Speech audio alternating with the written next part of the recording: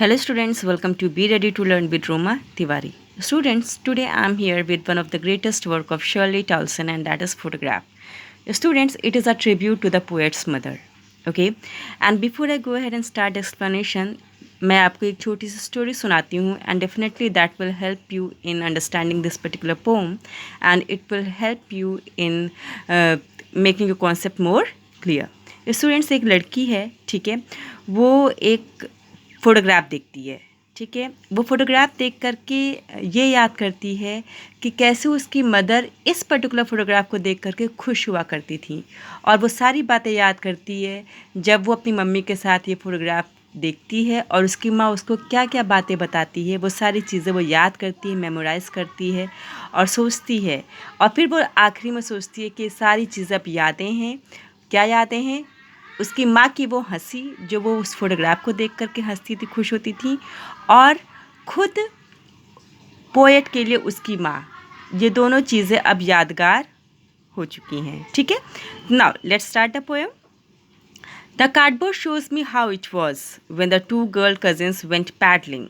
Okay, cardboard ये बता रहा है कि वो पर्टिकुलर जो फोटोग्राफ की बात हो रही है वो वेल मेंटेन्ड नहीं था, वो फ्रेम में नहीं था, वो एक सिंपल कार्डबोर्ड में ही था, और बता रहा है कि वो किस तरह का, वो उस समय का ज़माना रहा होगा, किस तरह से फ़ोटोग्राफ रखी जाती रही होंगी, ठीक है। When the two girl cousins went paddling, फिर वो कहती है, पोएट कहती है कि वो जब पर्टिकुलर फ़ोटो देख रही है, पिक देख रही है, उसमें उसकी माँ है, ठीक है, और उसके साथ उनकी दो गर्ल कजिन्स भी हैं, ठीक है। वेंट पैडलिंग मतलब होता है वॉक पर जाना। तो कहाँ पर वॉक पर गई हैं? They all went paddling on beach, each one holding one of my mother's hand. यहाँ पर मेंशन है कि उस पर्टिकुलर पिक में उसकी माँ है और उन दोनों कजिन्स ने उसकी माँ का हाथ पकड़ रखा है। And she the big girl, कौन? पोएट की मदर, जो टॉलेस्ट है एंड ओल्डेस्ट भी है, ठीक है, सम 12 ईयर्स हो।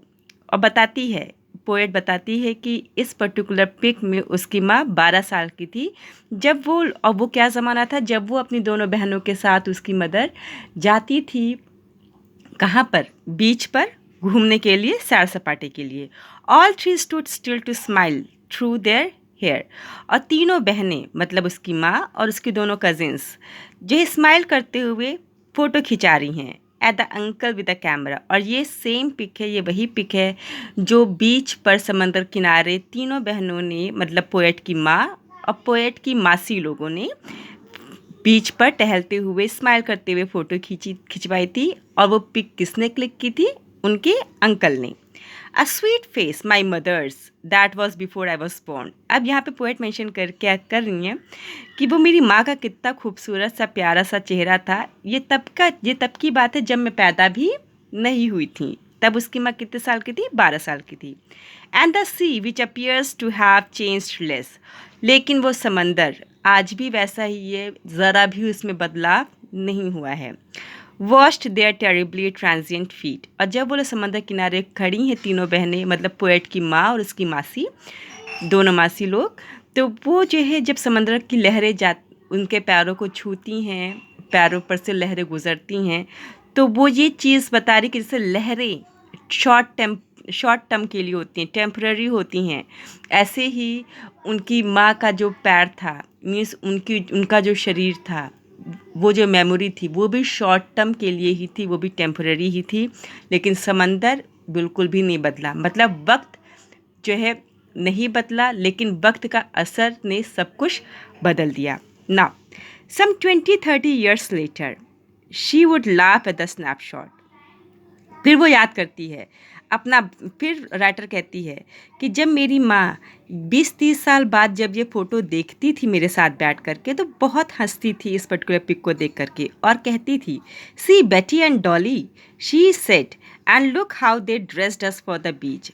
फिर वो बताती है, पोएट कहती है कि मेरी माँ जब 20-30 साल बाद ये पिक मेरे साथ देखती थी तो वो मुझे बताती थी, कहती थी, देखो ये बेटी है, ये डॉली है, मतलब ये दोनों तुम्हारी मासी माँ हैं, और देखो तो ज़रा इन लोगों ने कैसे बीच पर के लिए कैसे इन लोगों ने कपड़े पहन रखे हैं। अब आप लोग की भी सिचुएशंस याद आ रही होंगी, ओके, कि आप लोग जब भी अपनी मम्मी पापा या किसी के भी साथ पुरानी पिक्स, उनकी पिक्स देखते हैं, तो वो लोग कैसे बताते हैं कि देखो ये मेरी बहन है, ये मेरी मम्मी पापा हैं, ये जो भी हैं। तो in the same situation she is remembering all the memories. तो वो याद करती है पोएट कि जो है जब उसकी माँ 20-30 साल बाद ये पिक देखती है तो वो बताती है उसको कि ये देखो ये बेटी मासी हैं और ये डॉली मासी हैं। This yes the C holiday was her past. अब देखो यहाँ सिर्फ थोड़ा सा सेंसिटिव हो जाता है मामला। फिर शर्ली बताती है, पोएट बताती है कि वो जो सी हॉलीडे हुआ करता था वो उसकी माँ के लिए एक पास्ट है, ठीक है। माइन इज़ हर लाफ्टर, और मेरे लिए मेरी माँ की वो हंसी, मेरी माँ की वो खुशी जो वो इस फोटोग्राफ को देख करके महसूस करती थी, मेरे लिए वो चीज़ पास्ट है। मीन्स अब दोनों चीज़ें गुजर चुकी हैं। कौन कौन? उसकी माँ का वो बचपना जो वो अपनी बहनों के साथ समंदर किनारे बिताती थी वो पास्ट हो चुका है, और खुद पोएट के लिए उसकी माँ की वो हंसी, वो खुशी जो वो उस फोटो को देखकर महसूस करती थी वो भी गुजर चुका है, वो भी पास्ट हो चुका है। Both right with the laboured is of loss.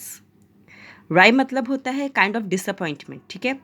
तो दोनों ही इस पर्टिकुलर लॉस पर जो है डिसअपॉइंटेड हो जाते हैं। Laboured ease, see laboured ease is a kind of oxymoron. Oxymoron अब क्या कहते हैं? एक कॉन्ट्राडिक्शन। लेबर मतलब होता है मेहनत करना, ईज मतलब होता है इजीली। तो how can it be possible कि आप दोनों चीज़ें एक साथ लिखो? लेकिन यहाँ पर क्या है कि आप ज़िंदगी भर यादों को सहेजते रहते हो, दिमाग से मन से मेहनत करते रहते हो, लेकिन वो बहुत आसानी से आपसे दूर चली जाती हैं, ठीक है। तो इसलिए यहाँ पर क्या बात कही है राइटर ने, पोएट ने? Laboured ease, and laboured ease जो है यहाँ पर ऑक्सीमोरॉन है। Okay, now she has been dead. अब यहाँ पर देखिए कि कौन किसकी डेथ हो चुकी है? पोएट की माँ की डेथ हो चुकी है। Nearly as many years as that girls lived. कितने साल हो चुके उनकी मौत को? 12 साल लगभग हो चुके हैं। It means now the poet's mother had been dead for the past 12 years, okay, which is the same number as of her age in the photograph. कि जितने साल की वो फोटोग्राफ जितने साल की वो फोटोग्राफ में थी उतने ही साल उनको अब जो है मरे हुए हो चुका है। और पोएट उन्हीं फोटोग्राफ को देख करके वो सारी बातें याद कर रही हैं कि कैसे उसकी माँ जब वो साथ में बैठ करके पिक देखती थी तो वो कितनी खुश हुआ करती थी अपनी डॉली बहन और बेटी को देख करके, और वो कैसे खुश होकर के मुझे बताती थी कि देखो ये डॉली है, ये बेटी है, ये कैसे हम लोग ने कपड़े पहन रखे थे, ये हम लोग ने ये मस्ती की, वो मस्ती की, ये सैर सपाटा किया, इंजॉय किया। लेकिन अब सारी ही चीज़ें पास्ट हो चुकी हैं।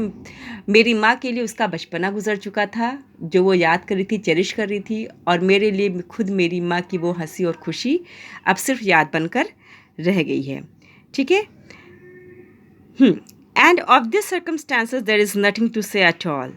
और अब पोएट कहती है अब इस पर्टिकुलर माहौल में आज मैं अकेली हूँ, इस फोटोग्राफ को देख रही हूँ।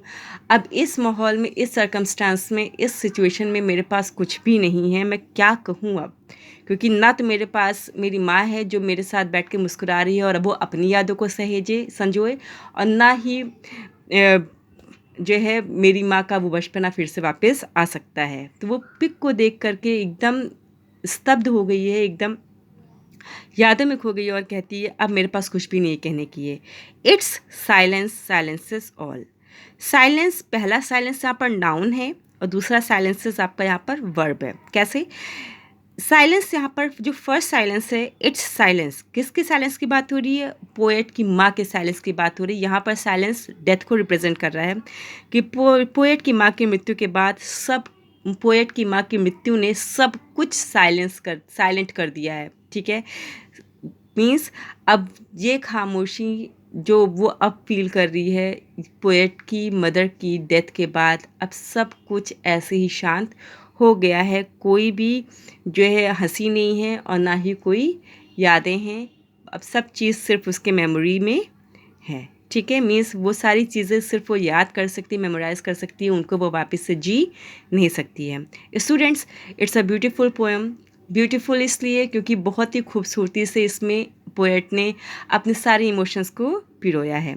Students, I hope you liked it, and before I end up this particular poem मैं आपको कुछ बता देती हूँ कि what type of figure of speeches has been used. इसमें एलिटरेशन है, एलिटरेशन यू पीपल नो, ठीक है। Repetition of consonant sounds, okay. जब कॉन्सोनेंट साउंड्स रिपीट होते हैं उन्हें एलिटरेशन कहते हैं, और जब वॉवेल साउंड्स रिपीट होते हैं उन्हें एसोनेंस कहते हैं, ठीक है। ऑक्सीमोरॉन का एग्जांपल मैंने आपको दे दिया, लेबरडीज। एपिथेट भी यूज़ हुआ है इसमें, ठीक है। एपिथेट कहाँ पे यूज़ हुआ है? एक पर्टिकुलर एपिथेट किसे कहते हैं? एपिथेट उसे कहते हैं एक पर्टिकुलर फ्रेज जो क्वालिटी ऑफ अ पर्सन और किसी चीज़ की क्वालिटी को रिप्रेजेंट करे। Terribly transient, just see this line, and the sea which appears to have changed less washed at terribly transient feet. यहाँ पर जो है क्या कहते हैं, टेरिबली ट्रांजिएंट जो है बता रहा है, एपिथेट का एग्जाम्पल है, okay. So students, I hope you liked it, and wish you all the best. Keep loving literature, keep loving my channel. Thank you. God bless you all.